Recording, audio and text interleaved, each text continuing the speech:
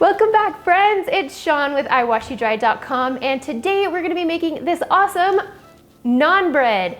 That's spelled N-A-A-N bread for you. This bread is light and fluffy with a nice crisp edge. It's perfect. It's a quick bread. You can easily make it with a dinner. Pairs great with my butter chicken, which I will leave the link for that in the blog post. But enough talk, let's get to it. I cannot wait to show you how quick and easy this bread comes together. All you need is a handful of ingredients, so let's get started. All right, so the first thing we're gonna do is start with a 1/4 cup of hot water. Just hot water from the tap is fine. 2 teaspoons of granulated sugar. We're gonna pour that in and use just a whisk or a spoon to stir it until it dissolves. All right, this sugar water is gonna create a nice starting spot for our yeast, and you need 1.5 teaspoons of active dry yeast. You could also use rapid rise, but I like the active dry. This will only take about an hour to rise.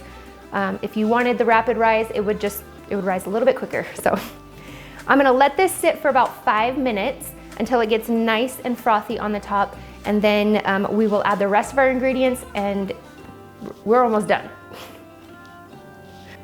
Once the yeast is nice and frothy on top, you're gonna know that it's active and ready to go. If you find that it is not foamy or bubbling up at all, you're gonna wanna start over. This is just proofing our yeast to make sure that we don't end up with like a really flat bread. Okay, now that we know that our yeast is active, we're just gonna add the rest of our ingredients in, get it mixed up, and then we're gonna knead it for just a few minutes.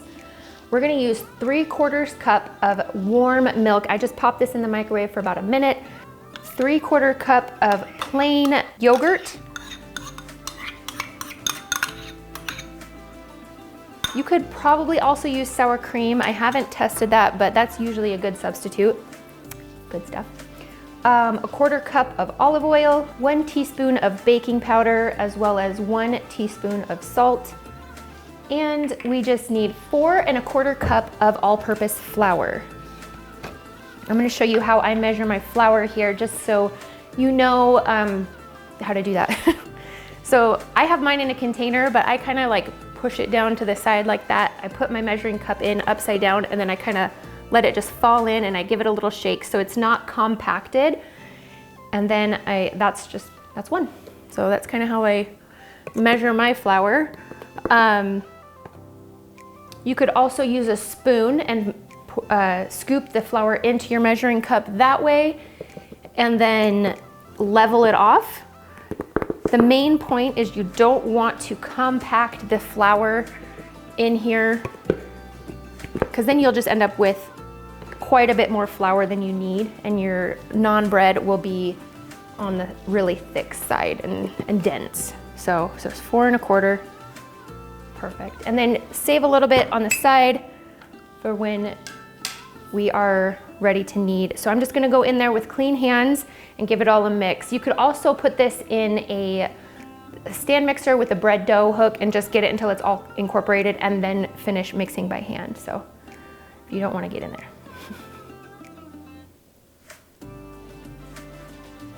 Okay. All right, now that I've got this into a somewhat good dough ball, I'm going to transfer it to a lightly floured work surface here. And then I just want to knead this for about 3 to 5 minutes. And how I'm going to do that is with the heels of my palm, push and pull it back together. And you just want to keep doing this until it is nice and smooth and elastic.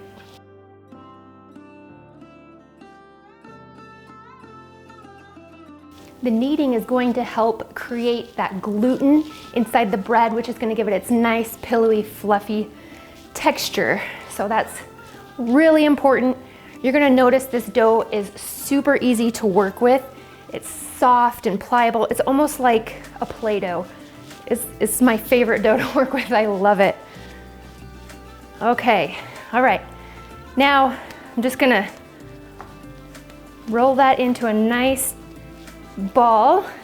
Hope you could see it is nice and smooth, nice and soft. Okay, So I'm gonna take that bowl, same bowl, doesn't matter that you were mixing it in before. You don't need to get any dishes, extra dishes dirty. I'm gonna add a little bit of olive oil here.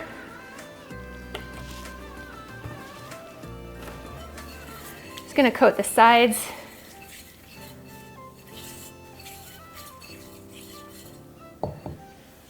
Then we're gonna pop this into the bowl. And we're gonna cover it and let it rise for about an hour in a warm spot until the dough's about double in size. So I'm gonna get some plastic wrap and we will see you guys in an hour. All right, check this out, guys. We are doubled in size and it looks fantastic. It's been about an hour. So I'm gonna pull this out and I'm just gonna dump it onto my work surface here.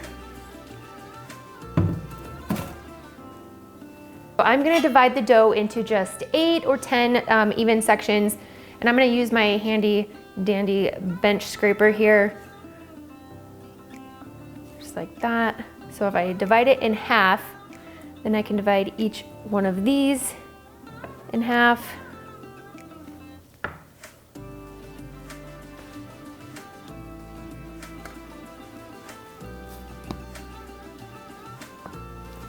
If you want, you can make them a little smaller because these will be a little bit on the bigger side, but that is a-okay. I am just going to take some damp paper towels and cover up the dough here, just so I don't want it to get like a crust, like a dry crust on the outside. So, all right. I also am going to use a heavy duty 10 or 12-inch cast iron skillet, and I'm gonna get this nice and hot over here as I roll out my dough. And you're gonna want the dough to be about 1/4 of an inch to 1/8 of an inch thick. So you want it pretty thin. It doesn't have to be a perfect elongated shape. The more rustic, the better, I believe. So that looks pretty good to me. I'm going to pull this up and show you. It's a really easy dough to work with. So once that's ready, we're gonna make sure our skillet is nice and hot. I'm gonna add just a little bit of olive oil to the pan. All right, so we are going to just lay this nice and thin naan dough in here. It only takes a minute or two on each side to get this dough nice and cooked through since it is so thin. Can you see these signature bubbles that are forming here? This is exactly what you want to see. Those little bubbles form, you flip it over and they get nice and browned on the other side, and that is the classic naan. I'm gonna put a little bit of butter on here. If you wanted, you could add in some garlic to make it a garlic naan. You could add in onion powder as well. Beautiful. That's a good one. All right, one thing I like to do right as they come off the skillet, brush it with some butter. You can use the garlic butter if you'd like as well. Hit it with some flaky sea salt. Beautiful. And just a little bit of fresh parsley. Oh man, that looks incredible. Okay, guys, this naan is fantastic with any kind of Indian cuisine. You can use it as a wrap or a sandwich, quesadillas. Come in real quick, I wanna tell you a secret, okay? Whoa, whoa, too close, too close. Okay, first of all, this also makes excellent pizza dough.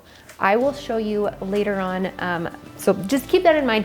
Anyways, what I want you to know is next week we will be sharing my Chicken Tikka Masala recipe, so you want to have this to go with that. I also have a butter chicken recipe on the blog that I will link to in the blog post. But you guys, look at how good this is. Oh my gosh, it's nice and warm and toasty. My fingers are hot. Okay, woo, check out that. Oh, so good. Okay, I'm gonna try a bite.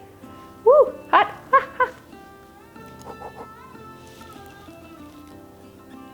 Mmm. Mmm. Oh my gosh, you guys. It's so soft and fluffy and pillowy. It is perfect. I mean, think about all the dipping you can do into sauces. Ooh, so good. Plus, don't forget that little sprinkle of salt at the end with the butter. It just makes it so good. I cannot wait for you guys to try this. Check out this naan recipe on my site, iwashyouDry.com, and I will see you guys next time. Don't forget, we're making that chicken tikka masala next. See you guys. Bye.